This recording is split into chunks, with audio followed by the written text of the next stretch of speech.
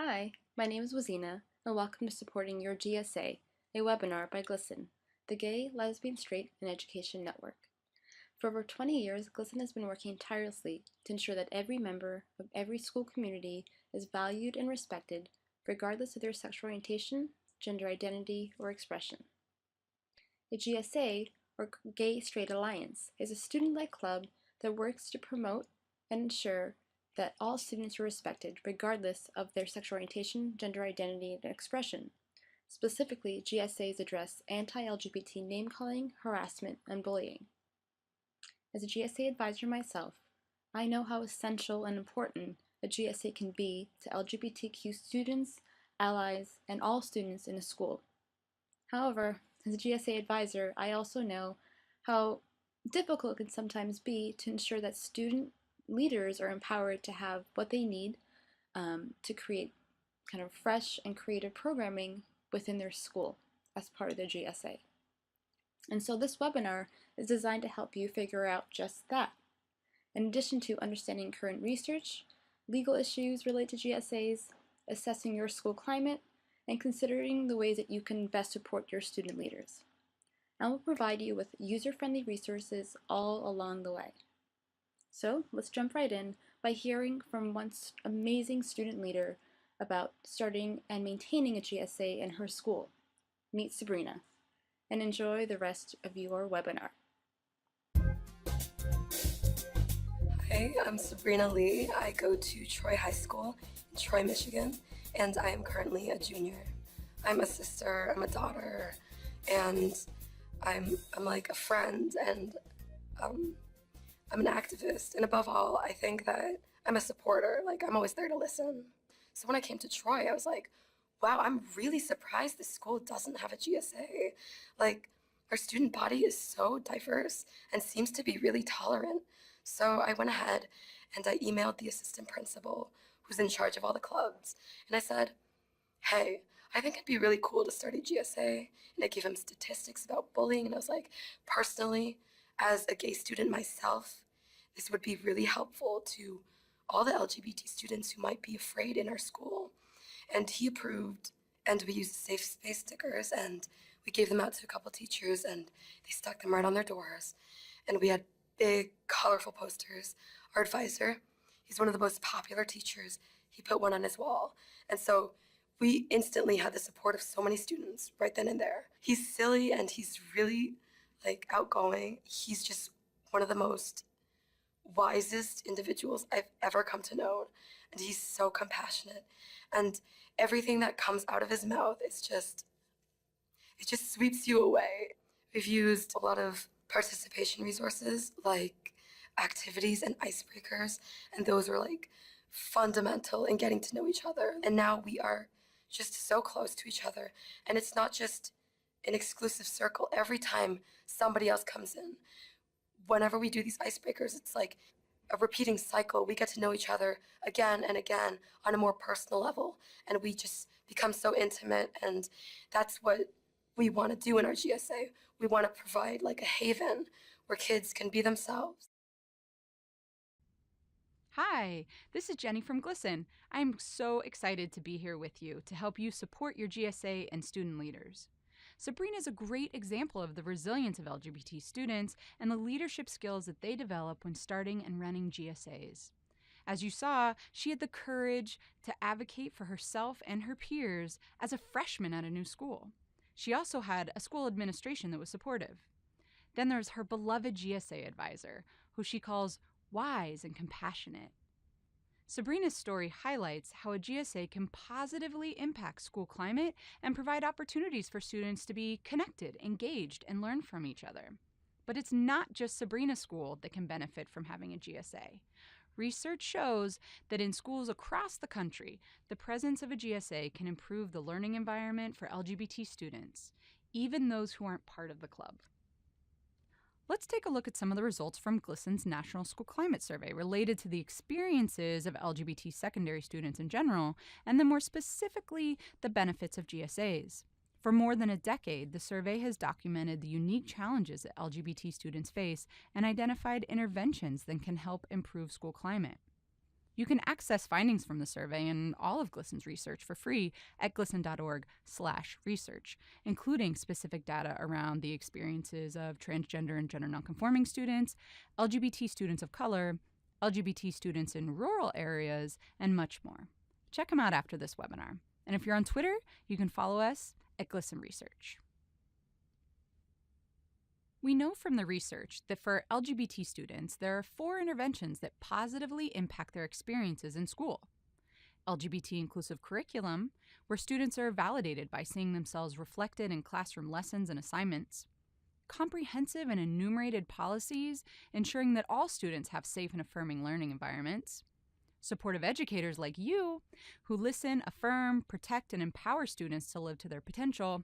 And finally, the focus of this webinar, GSAs and similar student-led clubs that make for safer and more affirming schools and provide LGBT and ally students with a safe space to find friends and allies and build leadership skills.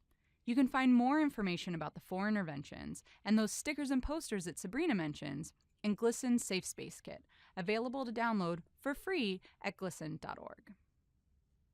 The data suggests that with GSAs come safer and more affirming school environments. For example, LGBT students in schools with GSAs report hearing fewer homophobic remarks and negative remarks about gender expression. They also experience less victimization. When there's a GSA, LGBT students feel more connected to their school community, can identify more supportive educators, miss less school, and report that their peers are more accepting of LGBT people. Other researchers have found similar outcomes on the state and district level and identified additional benefits associated with GSA participation. Sabrinas Story and the research agree. With a GSA, school climate improves and the experiences of LGBT students improve as well. And about half of LGBT high school students in our survey said that their school had a GSA or a similar student club. That's pretty good. Unfortunately, only 6% of LGBT middle school students attended schools with a GSA. So there's much more work to be done. And it's educators like Sabrina's advisor and you that will increase the number of GSAs in our schools and the benefits that come with them. For some of you, supporting your GSA will be easy. You've already been doing it. For others, there may be challenges from your colleagues, administrators, parents, or the community. It's important to know your rights and those of your students. Start by knowing the anti-bullying and non-discrimination laws in your state. Here's a look at the current laws across the country. And each county, district, or school may have additional relevant policies. Even more important, in regards to the topic at hand, is the federal law that protects the rights of students to form GSAs. Here's the deal. Students in public secondary schools are legally allowed to form GSAs under the 1984 Federal Equal Access Act. Judicial precedent has established that under the EAA, if a school allows one non-curricular club, it must allow all others, including GSAs. Students in private schools, however, typically do not have the same EAA protections, but may be covered by local or state regulations. For more information on the legal issues surrounding GSAs, check out Lambda Legal, a longtime partner of GLSEN and expert in this area. Their website has many resources to help ensure that your students can start and sustain a GSA. Now we know that public secondary schools must allow GSAs. Here's Lambda Legal's list of 4 things that public schools may not do. Unfortunately, at GLSEN, we hear of these challenges all the time. Schools cannot single out GSAs by requiring students to get their guardian's consent before they can join. Even if parental consent rules are supported by the local school board or state law, the Equal Access Act requires that such rules be applied equally to all student groups. So, if the GSA needs consent forms, so does the chess club, the key club, the environmental club, and so on. Schools can't deny a GSA permission to form because they think it would create a controversy. This is a legally insufficient excuse, and it can't be used to deny a GSA access to the privileges that are granted to other clubs. If people complain or protest the existence of the GSA, that doesn't mean that the GSA itself has caused the disruption. GSA members should be cautioned, however, about engaging in heated confrontations because those could be construed as disrupting your educational environment. Schools also can't require a GSA to tone down its name, like change it to the Diversity Club or the Tolerance Club, rather than incorporating words and phrases like gay or LGBTQ, because doing so impacts students' rights to be treated equally and their right to free expression. Schools cannot deny a GSA access to bulletin boards, the PA system, or other privileges if it extends these privileges to any other non-curriculum related club. In the end, Lambda Legal tells us that failure to grant a GSA the same privileges or treating a GSA in any way that discriminates against it may violate not only the Equal Access Act, but also the Equal Protection Clause of the federal or state constitutions, the First Amendment, and/or state statutes prohibiting discrimination on the basis of sexual orientation or gender identity. Does any of this sound familiar? How supportive is your school of LGBT students and GSAs? To get a better sense, let's imagine a school's climate is either hostile, resistant, passive, or inclusive.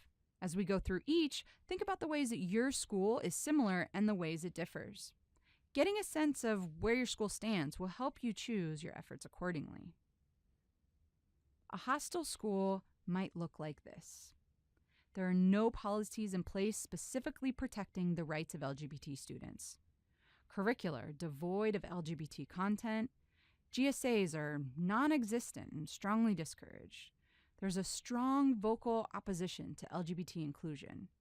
Anti-LGBT bullying and harassment are rampant, and LGBT students feel invisible and unsafe. A resistant school might look like this. Non-discrimination policies might include sexual orientation, but not gender identity or expression. LGBT issues are only included in health classes or sex ed. Anti-LGBT bullying and harassment is common in the hallways, locker rooms, and schoolyard, but maybe not in classrooms. And there's a don't ask, don't tell atmosphere for LGBT students. A passive school might look like this. LGBT themes are occasionally included in English and history classes. Adults on campus are open to LGBT inclusion, but might not know how to go about it. GSAs or similar student clubs are tolerated and attended by a dedicated core group of students. There are few instances of intentional anti-LGBT bullying and harassment. LGBT students are moderately visible, and they're generally safe, even though they might be seen as different. And an inclusive school might look like this. School policies protect and affirm LGBT students. LGBT themes are integrated into curriculum across grade levels and content areas. GSAs are visible, well-attended, and respected. Anti-LGBT bullying and harassment are rare. Anti-bias lessons on respect are common. And LGBT students are visible, safe, and fully integrated into the school community. There they are, the 4 types of school climates: hostile, resistant, passive, and inclusive. Which one best represents your school? And what work still needs to be done? Your answers to that will impact the guidance that you give your GSA and the actions that your students take. For example, if you're at a hostile or resistant school, you may need to focus more on basic support and advocacy, such as educating your colleagues about the needs for a GSA or connecting your students with LGBT resources. At a passive or inclusive school, you can focus on supporting more visible projects, like school-wide Breaking the Silence events on Day of Silence, or helping your GSA network with similar clubs in your area. Remember, the work your GSA does can help move your hostile, resistant, or passive school closer to being more inclusive and affirming. No matter what the climate is like in your school, you also need to consider your role as you work with your GSA and its student leaders. So what should that role be? Supporter? Cheerleader? Advocate? Liaison between students and staff? How do you support your GSA without taking on too much of the leadership and taking away from the opportunities for student responsibility? It can be a delicate balance. Meet Teddy, a high school GSA president who talks about the meaningful ways that his GSA advisor has supported him and their club. I'm Teddy Reyes. I'm in Mindy Whitman High School and I'm in 12th grade. I'm just a Latin bisexual boy from the Bronx.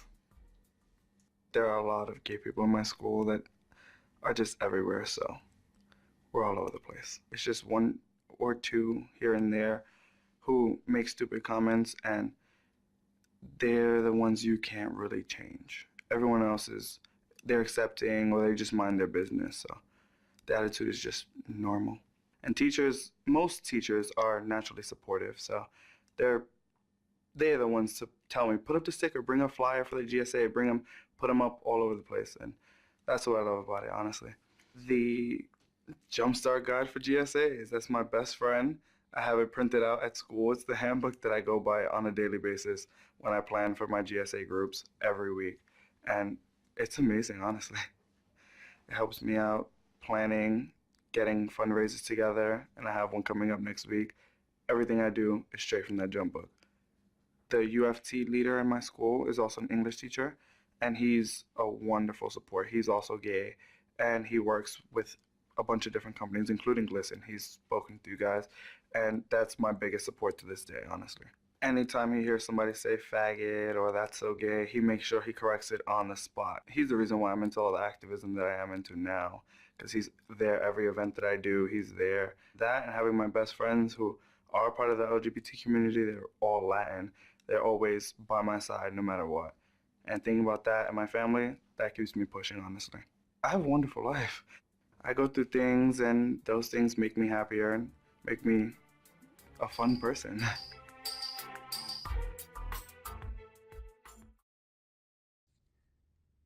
What stands out for you most when you hear Teddy's story? In what ways has his GSA advisor encouraged and empowered him to become such a confident leader? And how can you do the same for your students? When it comes to helping your GSA really shine and building effective and impactful leaders like Sabrina and Teddy, there's some key things to prioritize. Use your knowledge and skills to help students build their own, and consider the following. Make your GSA safe and inclusive. Help ensure that all types of students feel comfortable joining the club. Even the name Gay Straight Alliance can seem exclusive to some, since it leaves out direct reference to lesbian, bisexual, and transgender students and many others. Some clubs have instead used the names Gay Straight Transgender Alliance, Queer Straight Alliance, or the Rainbow Club. Encourage your students to develop a name and a mission statement highlighting their interests and intentions. Create ground rules for safe and effective conversations. Start each meeting by inviting students to share their PGPs or preferred gender pronouns. And consider the ways the GSA collaborates with other identity-based or diversity clubs at your school. Make your GSA sustainable. Encourage the GSA to share responsibility among all members, with leadership coming from various grade levels. This helps ensure that no one student carries too much of the burden of running the club, and the group can stay strong even as key leaders graduate. Make your GSA about learning. Help students learn more about LGBT issues, themes, and history. Suggest resources, books, and movies that the group might enjoy. Encourage members to learn more about the issues facing other marginalized groups on campus and to partner on activities and events. Make your GSA about action. Your GSA really can make a difference. Encourage students to conduct a school climate survey and create an action plan based on what they find. Work on projects for Ally Week in October, No Name Calling Week in January, and Day of Silence in April. Help the GSA get a meeting with the principal or time on a staff meeting agenda to share their experiences and ideas. And make your GSA fun. Having a variety of discussions, activities, and projects can help engage everyone. Know what motivates your students and connects them to the GSA. And encourage the club leaders to include a good mix of social time and project work. Most importantly, share GLSEN's Jumpstart Guide with your GSA leaders. Filled with youth-friendly information, activities, and strategies, it's all your GSA leaders need to build a stronger, more effective, and sustainable club. In fact, much of the content for this webinar is based on the Jumpstart Guide. And of course, you can download it for free at glisten.org. Okay, We've been over the research, the law, and tips for keeping your GSA going strong. We've met students, assessed your school, and considered the ways that you're already supporting your LGBT students and their allies. Now, it's time for your assignment, your challenge. First, if you haven't already done so, get involved with your GSA. Contact the current advisor, start attending meetings, and learn what the club is up to.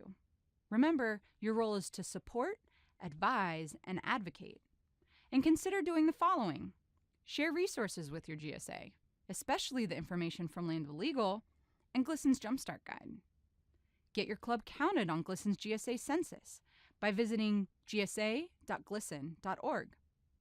Share this webinar with your colleagues and connect with a local GLSEN chapter near you at glsen.org/chapters. They can give you direct support and help you network with other GSAs in your area. You chose this webinar because you care about all of your students. Each and every day that you step into your classroom or office or library, you have the opportunity to make your school safer and more affirming for LGBT students and their allies. You already had the desire to support your GSA, and now you have a few more ideas and tools to do just that. Use and share our resources. Encourage and empower your students. And let us know when you need help. Together, we can build school environments where all students thrive.